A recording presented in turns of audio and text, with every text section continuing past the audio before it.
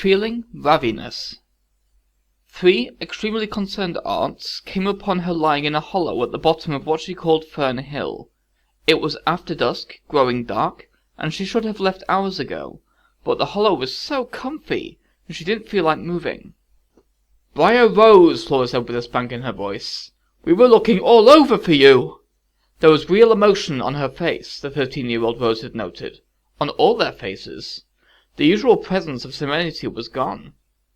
The girl knew she should feel bad, or at least concerned, but she didn't really feel much of anything. It was like they were far away. "You can't be in the woods after dark," Merryweather scolded. "Wolves could get you, or bears." "They won't hurt me," she had said, slowly getting up. The words came with difficulty, like she was speaking through a mouthful of honey. "Bunnies and owls are one thing," Fauna said, with a gentler tone of caution. "They are not the same thing as bears." "Or men," Merryweather added. 2 of the aunts glared at her. There was something they weren't telling her, some great fear adults had for children that they never shared. Rose was only vaguely intrigued. She let them lead her back to the house. She apologized, because she was a good girl, and promised she would try not to let it happen again, because she was a good girl.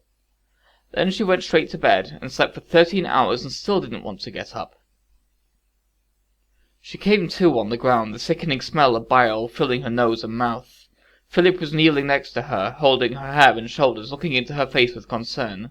The memory had hit her like a sudden falling tree, out of nowhere, splitting her head open. It was so real. But of course it was real. That really had happened. Her mind was just recovering all of those lost moments. There was a strangely comforting familiarity in the sadness of the memory. It felt like so many similar days in the castle, sleeping the hours a day, staring at nothing, not wanting to do anything, hoping to disappear. "I'm fine," she said, before Phillip could ask her. Her head felt like it was sloshing around, but other than that and a little lingering dizziness, she really was okay. She put her hand out to the comforting solidarity of a tree root to push herself upright. Funny little memories streamed up her arm and into her head. Before she could process them, the prince was helping her. His arm was as sturdy and unrelenting as a rock. She felt no weakness or give when he lifted her. The path remained steady for a while before dwindling down to dusty silt. The sky opened above as trees fell away on either side. To their right, the land dipped down into a tiny, almost impossibly beautiful valley. A stream ran through its lowest point, its bank lined in pink lupine. Before that, tall, dark green grass sparkled with white flashes in the sunlight. Late-season dandelions and breathy, tiny white flowers on slender stems were avoided by bees, while purple thistles and asters thronged with them. "I could do with a little bit of a break," she said, looking longingly at the soft, moss-covered breeze above the tinkling water. The prince made a big show of cautiously surveying the scene. Aurora Rose hid a smile. Nothing seemed harmful. "All right," he finally said. "My face could definitely do with a wash. Feels all dusty." They stepped down into the quiet valley that smelled like all of summer crushed into a single flower. She collapsed with thankfulness on a small sunlit patch of moss. The prince carefully lay down on his stomach and cupped his hands in the stream. "Wait, should we drink this?" he suddenly asked. "I mean, in fairy tales they always get you with the food or drink." "We're already trapped in a dream. How much more trapped could we get?" "Excellent point," Phillip said and lapped up several mouthfuls. "So, my parents," Aurora Rose mused, chewing on the sweet end of a stalk of grass, "who are, by the way, not evil. They did, however, give me away to a bunch of fairies when I was a baby." That was the part that was currently confusing her the most. Maleficent was obviously terribly clever in the way she had constructed the false world with its false history. It sinuously, evilly mirrored the real one, and in each, her parents had given her to fairies, for different reasons and at different times. Why exactly did they do that, and keep it a secret from me? "They thought it was the best way to protect you, I gather," Phillip said. He picked a clump of moss and soaked it in the water, then handed it to her. "Here, maybe you can use this like a sponge?" She smiled and dabbed her face slowly, still thinking. Unconsciously, she began to rub the itchiest bits where the pine pitch was. "But if Maleficent's curse was that I should die, or fall asleep, or whatever on my 16th birthday, then who cares what happened till I turned that age?" "I think it was some question of how enraged Maleficent was at the way her curse was mitigated," Phillip said with a shrug. His word choice cut through her thoughts. There were moments when the silly, handsome boy almost sounded like a future king. And that she would just come at you some old-fashioned way with her army or something. Me, that's not the way I would have handled it. I would have kept my daughter at home where I could keep an eye on her, and surrounded her with armed guards at all times, and had those fairies waiting around the castle. Those words sounded strangely familiar. Suddenly, Maleficent's speech to her parents made sense. "Let me tell you something, dearies. If I ever had a daughter, you can be sure I would keep her close, and teach her well, and school her in the arts of magic, and make her strong and powerful enough to protect herself, and I would never let anything come between us." "Oh, admit the truth to yourselves. It didn't matter much either way, because in the end, you really would have preferred a son." Aurora rose, rolled onto her stomach, spreading out full length on the moss like a little girl. She stared at the dirt, part of her marvelling at how from this close she could see individual grains and the perfect eyes of ants, how everything tiny was magnified like magic by the globe-shaped teardrop that landed on a patch of moss. Tiny like a princess, useless, unwanted, a girl tossed aside till it was time to marry, a strategic alliance, a useful pawn. "Hey," Phillip said, noticing her sudden change of mood. He put his hand on her back. Despite the warmth of the sun, his fingers were warmer. "Does it matter now? Didn't you love your aunts? Didn't they really love you? I guess they must have." "I guess."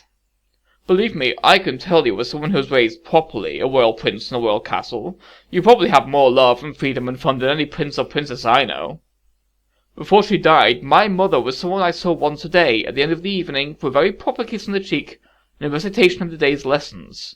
And my dad? Well, my dad was pretty great, except when he was punishing me. But all of his lectures, all of his lessons, all of his time with me, it was all only to groom me to take his place. Think about that! My one role in life is to prepare for the day the man I love most will die. Birthdays were marked by the sigh of accomplishment that I had made it that far, and the worry of how many years I had left before I turned 18, and could rightfully rule if something happened to him." She remained silent, giving him that point. But she couldn't let it go. "At least you knew what you were in for. I never knew what was happening to me, or what was going to happen to me."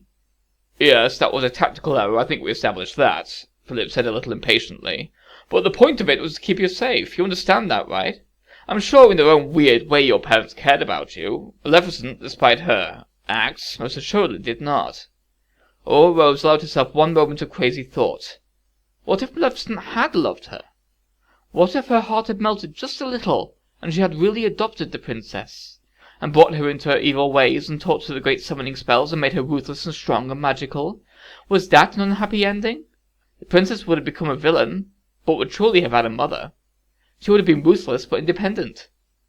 Those thoughts drained away as she remembered the uneasy look in Maleficent's eyes whenever the conversation drifted along those lines.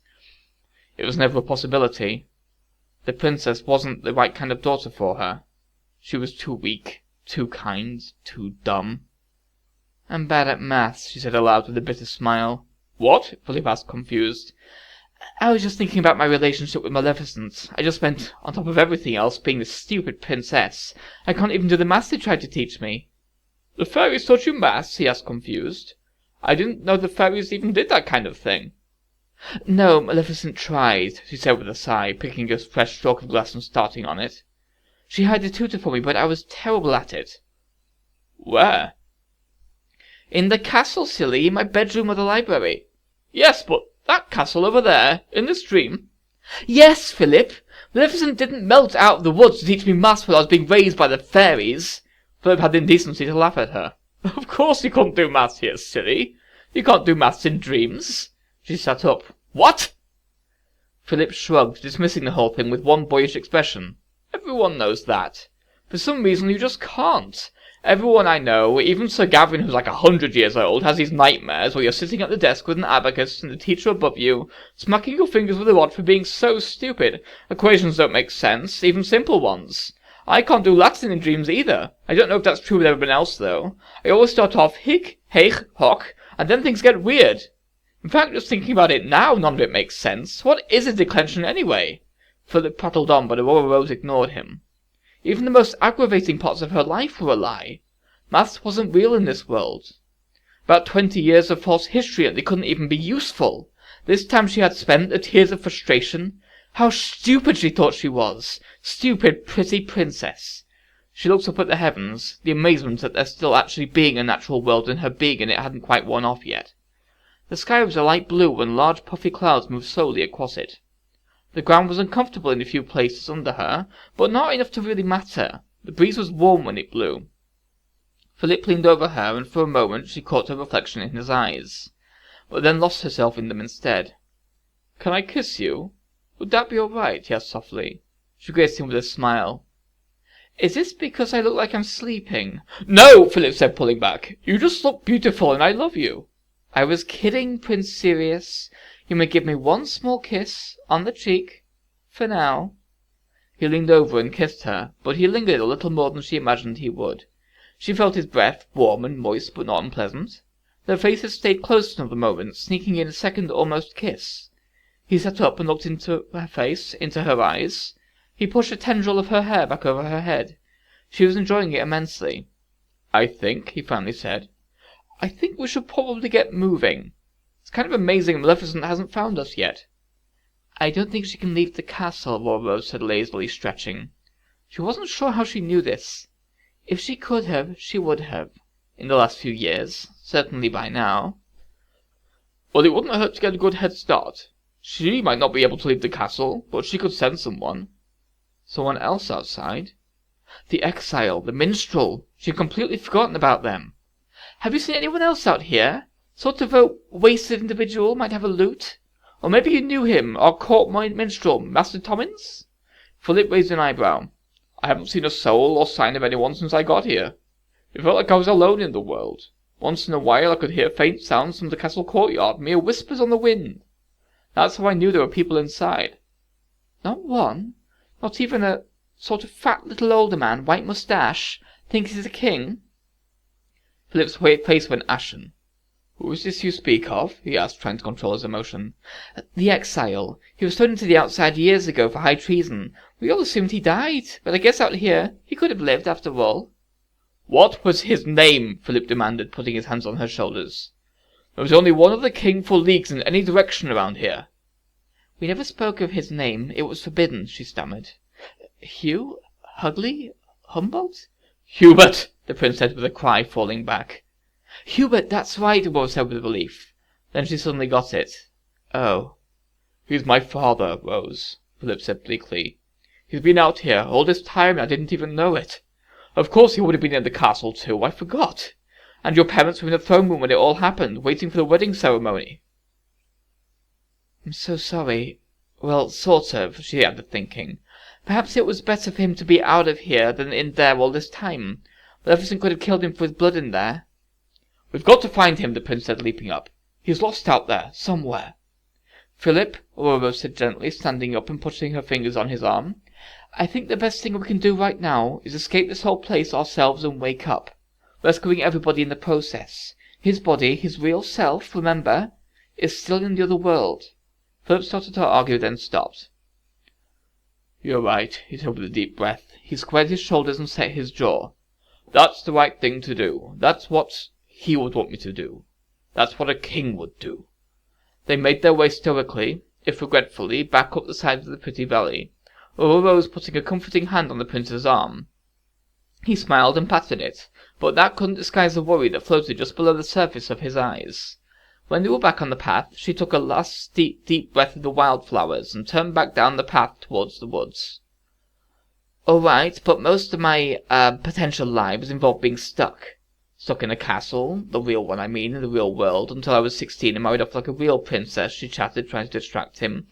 "Or being stuck in the woods with nothing to do and no one to see. So what do normal people do? Like, not princesses, or those cursed by wicked fairies, like a normal girl?" "Well, the prince trailed off, staring at the dust on the path. "You don't know, do you?" she said, nodding. "Because you're not normal either. I mean, you're normal, but a prince, not like a farmer or—" "Rose, look," he interrupted, pointing. "What's that?" Or Rose couldn't see anything out of the ordinary, just a little area where the dust was shifting in the breeze, and then settling down on itself like an antlion building its pitch trap just below the surface, and then getting bigger, spreading out like a sinkhole, like— "Get back!" Philip cried, spinning round and grabbing her to run. She stumbled, unable to process what he said, and what she saw, and what her feet should do at the same time. She landed hard in the dust on the same bruises she had made falling from the top of the castle. Her left leg was twisted underneath her. She rolled over onto her belly as quickly as she could, trying to untangle her stiff appendages, and saw the world open up before her.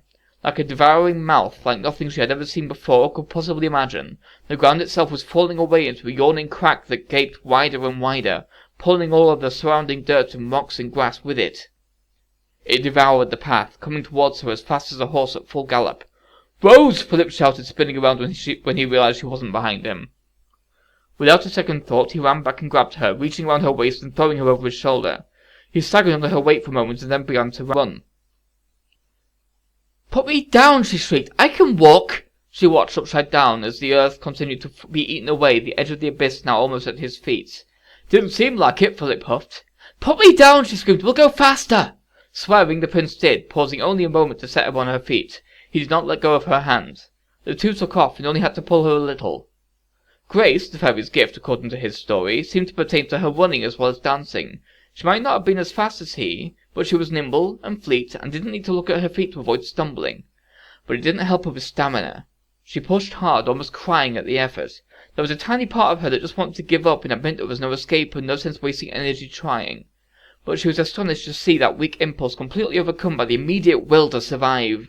She couldn't have stopped running if she wanted to. She also chose not to look back. The screams of the ground and the cracking, rocky noises behind them were enough to speed them on. She suddenly realized they were running back the way they had come, back towards the castle. But surely, if this was an attack from Maleficent, it wouldn't destroy the castle, would it? With her and her minions and her victims all still inside it? The princess yanked Philip's hand and led him, cutting through the clearing where they had met the second time, aiming straight for the silent grey structure looming above the surrounding countryside. "No!" Philip cried when he realized where they were going, but barely a meter from the first outlying thorny vines the noise behind them stopped. Philip and Aurora Rose slowed down clumsily, with heavy thuds of their feet, winded and exhausted. Slowly they turned around. Between them and the forest was now an enormous ravine. The two staggered backwards as they tried to see the whole thing from a single viewpoint. It was hundreds of meters across to the other side of the path. "I wouldn't put this in a dream," the princess said shakily.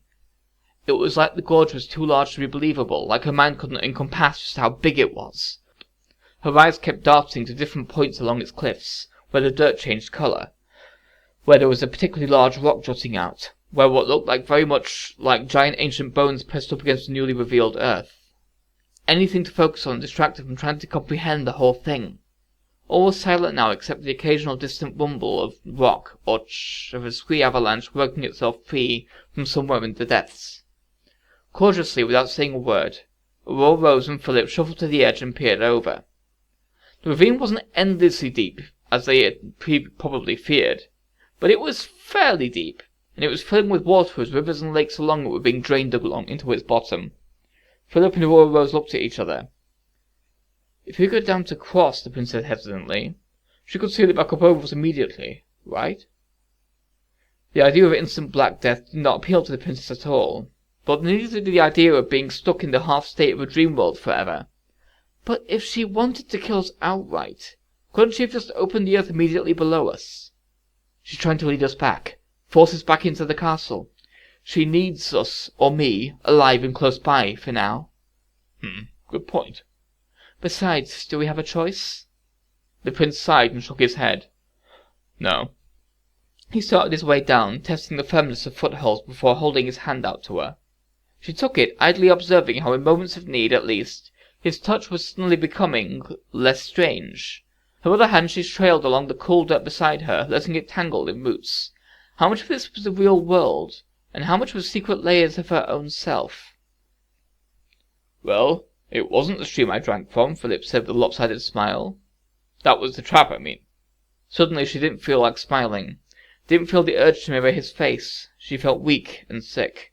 The strength and determination she had felt just a moment before withered under scrutiny.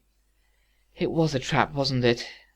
She knows where we are. Somehow she knows I've figured everything out. She's trying to stop me, to hurt me if she needs to." "Yes, and that's great," Philip said with a blindingly toothy grin. Aurora Rose blinked at him. She found herself wondering if the two of them were, right at that moment, caught in different realities, like her in her real sleeping body, because he wasn't making sense. I'm sorry, she said, manners kicking in before what she really wanted to say managed to make its way to her lips. It means we're on the right path, don't you see? Every time Maleficent does something like this, every time we narrowly evade a trap or attack whatever she sends after us, it means we're getting closer to our goal. The fairies, the way out. Oh. She turned this over in her head. It made sense. It was also a way of thinking that was so utterly bizarre to her that she had trouble wrapping her head around it. Bad things can mean good things. That's unique. Nah, basic game strategy. Like when Sir Palamas starts sending all of his one-point scouts after you after your first cavalry. You just know you've almost found where he's hidden the crown. She stood at him for a moment and decided to give manners a rest. I have no idea what you're talking about. Catch the King? Really? You've never played? Oh, it's a great game. Even my sisters. She just looked at him, raising her eyebrows a little. Well, anyway, the point is this. Philip kept talking as he balanced on a giant piece of fruit, digging his nails into a dirt roll to balance. It's a good metaphor, if I do say so myself. Imagine you're playing a very dangerous game with Maleficent. If you win, then you wake up, she dies, I assume. Everyone in the kingdom wakes up, I wake up, we all live happily ever after. If she wins, well, I assume she kills you, takes over the kingdom, and reigns bloody hell over everyone and everything. Now she really did feel sick. Her stomach turned. When was the last time she ate? Was there anything left to throw up? Her legs felt rubbery. The view down to the bottom of the ravine suddenly seemed a lot farther, and the way back up impossibly steep. All she knew was rabbits and birds and banquets and balls, nothing about life and death and saving kingdoms. Philip had stopped when she stopped, turning around to see what was wrong. When he saw her face, he gave her a sad smile. You said you didn't know what it means to be a real princess. Well, now you do. Being a member of royalty means the lives of those you rule are more important than your own. You lead your armies into battle to protect your country from invasion. You marry people you don't want to keep the peace. He chuckled at the irony. And there is an entire kingdom of people asleep, at Maleficent's mercy, depending on you to rescue them. This is your quest. This is your adventure. He reached out and gave her white-knuckled hand a squeeze, then a comradely pat. Then he turned round and started making his way down again. He was right. This was simply what she needed to do. She had never been more needed to do anything in her whole life. Taking a deep breath, she followed. I can't believe you've never played Catch the King, he went on, even as he nearly tripped over a narrow ledge that shifted under his feet. His hands flew up for balance out of hers. It's like the best game ever. I'm not great at it, not even as good as Bridget between you and me. But my Uncle Charles, now he's the expert. What you do is set up all the markers without your opponent seeing. As he prattled on, she found herself not listening to the boy she thought was the most handsome in the world just a little while ago. Then as he continued endlessly about the rules and setup for the game, she wondered if this was another strategic move on the part of the prince, an attempt to distract her from the weight of the burden she now realized she carried. And after a while, the going became easier. The wide, gently sloping path a gigantic tumbling boulder had made on its ascent allowed them to walk side by side for a little while. Can I hold your hand? Philip said suddenly, a little plaintively. The princess looked up, surprised. Sure, yes, I suppose. He grinned like a kid who had just been given a pony, taking her hand and squeezing it once. He swung it as they walked. All trace of near disaster was gone from his world. He was the handsome hero prince for whom it was all in a day's work. The latest evil was overcome, and now it was time to move on. No dwelling, despite the fact that there were several stories below the surface of the earth and deep in the ground shadow, with no real plan on how to cross the water at the bottom.